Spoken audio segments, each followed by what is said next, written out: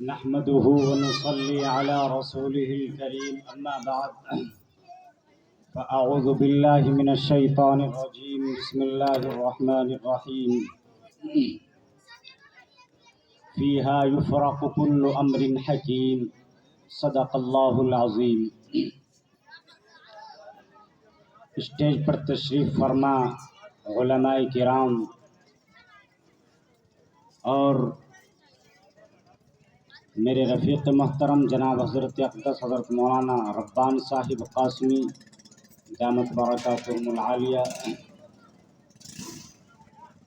جن کے حکم کی تعمیل کرتے ہوئے تھوڑی سی دیر کے لیے آپ کے درمیان میں بندہ حاضر ہوا ہے.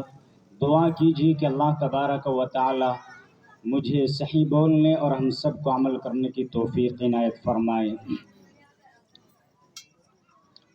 محترم حاضرین، نوجوان ساتھیوں، بزرگوں اور دینی بھائیوں اور گلستہ گارڈن کے عزیز نوجوانوں، ہم میں سے ہر ایک شخص جانتا ہے کہ شب برات شعبان المعظم کی 15ویں شب کا نام ہے اور یہ رات بہت بزرگی اور برکت والی رات ہے.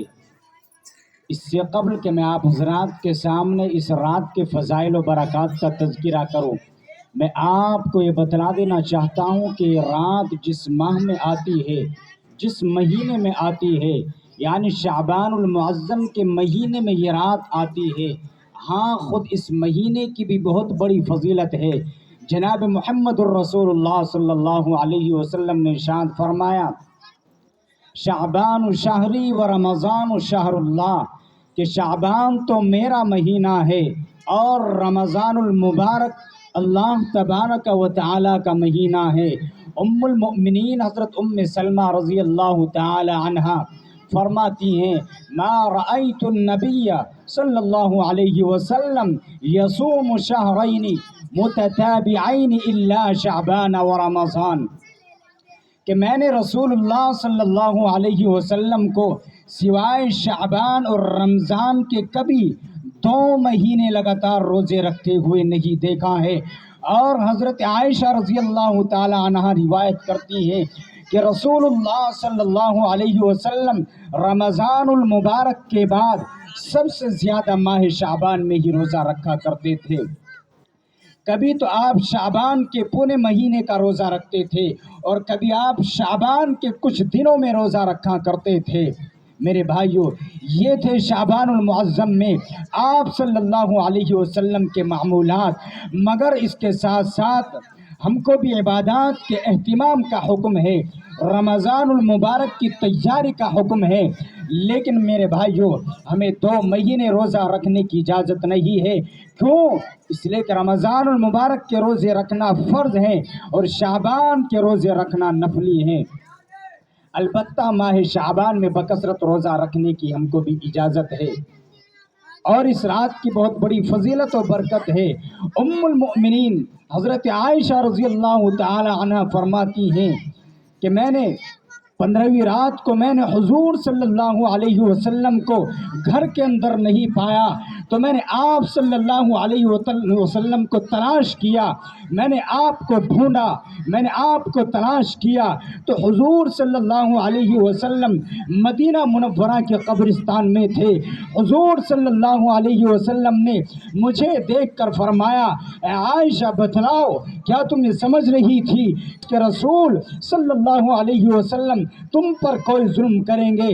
حضرت عائشہ نے جواب دیا، اے اللہ کے رسول، نہیں، میں تو یہ سمجھ رہی تھی کہ آپ ازواج مطہرات میں سے کسی کے پاس تشریف لے گئے ہیں. تو حضور صلی اللہ علیہ وسلم نے فرمایا، اے عائشہ، نہیں، آج شعبان کی 15ویں رات ہے اور اس رات کے اندر اللہ تبارک و تعالی آسمان دنیا پر نزول فرماتے ہیں اور قبیلے بنو کلب کی بکریوں کے بالوں کی تعداد سے بھی زیادہ گناہ گاروں کی بخشش فرماتے ہیں.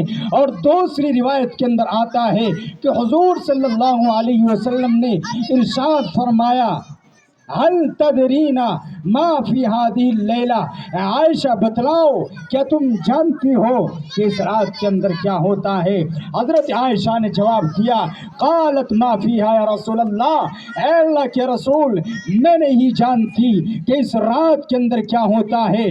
तो नबी ने फरमाया, फीहा अन युक्तबा कुल्लु मौलूदिन बनी आदम फी हादिही सना, कहाँ यही वो रात है कि इस रात के अंदर अल्लाह तबारक व तआला इस रात के अंदर हर बच्चे का नाम लिख दिया जाता है, हर मरने वाले बच्चे का नाम लिख दिया जाता है।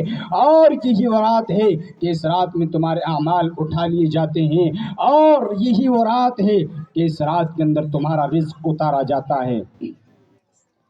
मेरे भाइयों, शाबान की 15वीं रात, इस रात के अंदर नवाफिल पढ़ें और दिन के अंदर रोज़ा रखें, इसलिए कि अल्लाह तबारक व तआला इस रात आसमानी दुनिया पर नुज़ूल फरमाते हैं, फ़यक़ूलु अला मन मुस्तग़फ़िरुन फ़अग़फ़िरुला, और ऐलान करते हैं क्या कोई बख्शिश का तलबगार है कि मैं उसके गुनाहों को माफ़ कर दूं।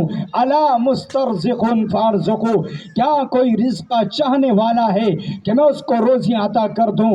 अला मुब्तलन फ़वाफ़ी, क्या कोई शख्स मुसीबत के अंदर मुब्तला है कि मैं उसकी मुसीबत को दूर कर दूं, मैं उसको मुसीबत से नजात दे दूं। फ़वाफ़ी अला कदा हत्ता यतलुअल फ़ज्र। मेरे भाइयों, इसी तरह सुबह सादिक तक ऐलान होता रहता है। अहादीस करीमा से साबित हुआ कि शब बारात के मौके पर सिर्फ 3 काम किए जाएं। पहला काम ये है कि इस रात अपने मुर्दों के लिए दुआए मग़फ़िरत और इसाले सवाब किया जाए। दूसरा काम ये है कि इस रात नवाफिल यानी इबादत और ज़िक्र और नवाफिल में और तिलावत कुरान में रात गुजारी जाए। और तीसरा काम ये है कि दूसरे दिन रोज़ा रखा जाए।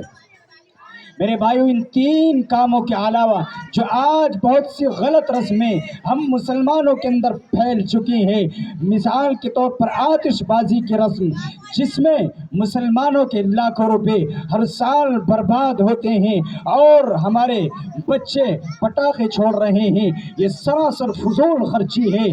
और फजूल खर्ची करने वालों के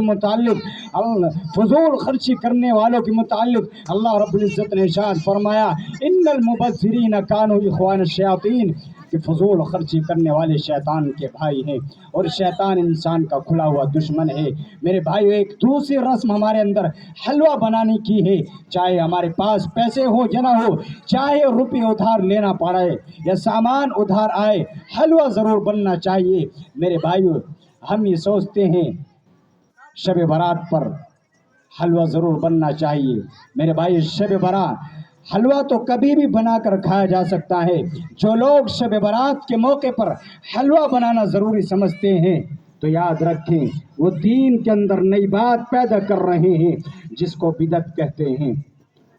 इन तमाम किस्म के खुराफात और बिदात से मेरे भाइयों परहेज़ कीजिए। अहादीस करीमा में बिदअत और बिदअती के लिए बड़ी सख्त वाइद आई है।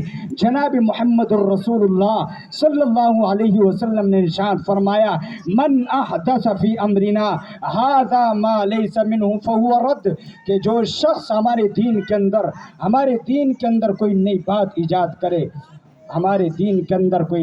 ईजाद करे, वो बिदअती है।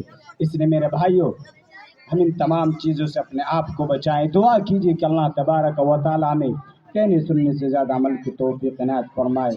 आमीन व आखिर दावाना अल्हम्दुलिल्लाहि रब्बिल आलमीन।